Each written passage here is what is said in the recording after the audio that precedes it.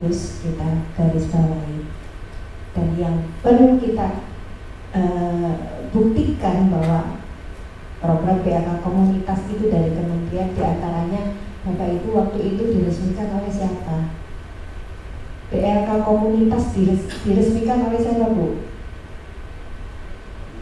Presiden. Tahun 2019 itu diresmikan secara resmi, kira dari 2019 diundang semua waktu itu di pondok pesantren di Kendal. Ada yang 2019? Ada. Karena waktu itu belum pandemi ya, jadi semua PLK yang mendapatkan program tahun 2019 waktu itu jumlahnya 1000, diundang semua untuk menghadiri peresmian secara simbolis oleh Presiden. 2020 karena ada pandemi kita tidak mengadakan peresmian, tapi 2021 kita mengadakan peresmian oleh Wakil Presiden. Dan waktu itu karena masih pandemi hybrid, jadi tidak semua dihadirkan di Tasikmalaya.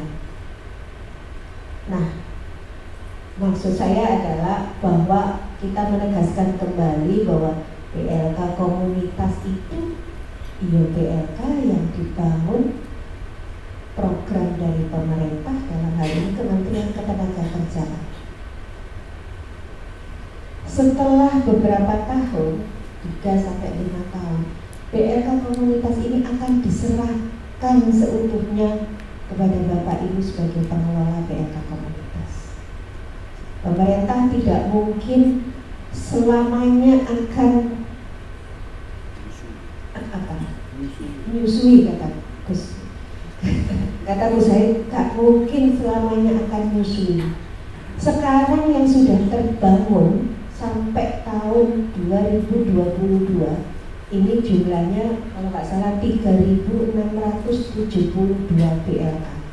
Nah kalau semuanya harus disusui, ibu kempong. Maka dari itu setelah 2-5 tahun akan ada kemandirian PLK, akan disapih PLK itu untuk menjadi mandiri. Pertanyaannya, apakah Bapak Ibu sudah siap untuk menjadi PLK mandiri? Belum. Jadi bawa-bawaan nih Gus. Bawa-bawaan. Tahun berapa Pak yang belum? 2020 berarti masih setahun ya, 2 tahun masih enak-enaknya pas sayang-sayangi lah kok dilepas gitu kan. Nah proses ini mau tidak mau akan terjadi. Jadi PLK komunitas ya mau tidak mau pasti akan dilepas. Kalau tidak dilepas, itu statusnya masih menjadi aset negara. Jadi apapun yang terjadi, kalau belum diserah terimakan, nanti ada proses namanya proses hibah.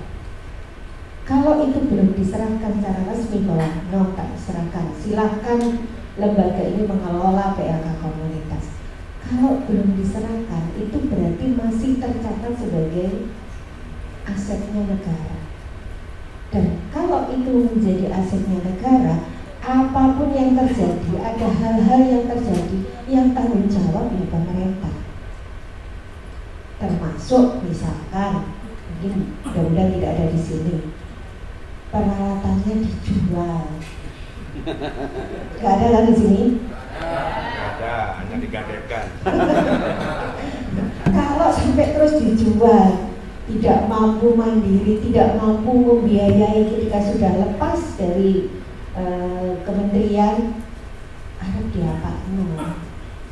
Mau bikin pelatihan, nggak ada biayanya. Ada yang begitu?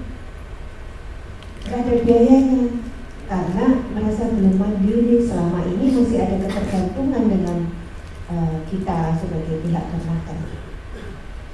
ya daripada mubadir, akhirnya nggak tahu itu diapakan, atau sampai kemudian gedung BLK komunitas itu beralih fungsi. Ada yang merasa? Jadi beralih fungsi, harusnya BLK komunitas ini untuk pelatihan.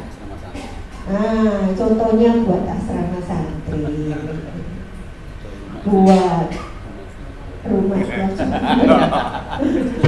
sultan, katanya buat rumah istri kedua kompak itu. Saya yakin nggak ada di sini. Jadi BLK sudah tidak sesuai dengan fungsinya, melatih bagaimana para peserta pelatihan ini bisa kompeten di bidangnya masing-masing. Nah, dalam forum ini Bapak Ibu semua nanti akan kita bersama-sama untuk kita akan sharing. Ini ada tim dari FKN yang akan mendampingi Bapak Ibu semua. Tadi saya bilang FKN itu forum tertingginya BLK komunitas. Di bawahnya forum FKN ini ada korwil yang membantu. Kepanjangan tangan FKN itu ada korwil di setiap daerah-daerah di seluruh Indonesia yang ada BLK komunitas. Dan dalam hal ini juga ada BPPT yang akan mendampingi Bapak Ibu semua bagaimana melakukan aktivitas sebagaimana yang dilakukan sebuah BLK komunitas. Forum korwil itu penting, Pak. Bapak Ibu semua yang hadir di sini mungkin ada keluhan atau ada kesulitan, ada apapun. Dalam forum korwil itu kita bisa saling sharing, saling curhat, saling memberi masukan antara satu dengan yang lain.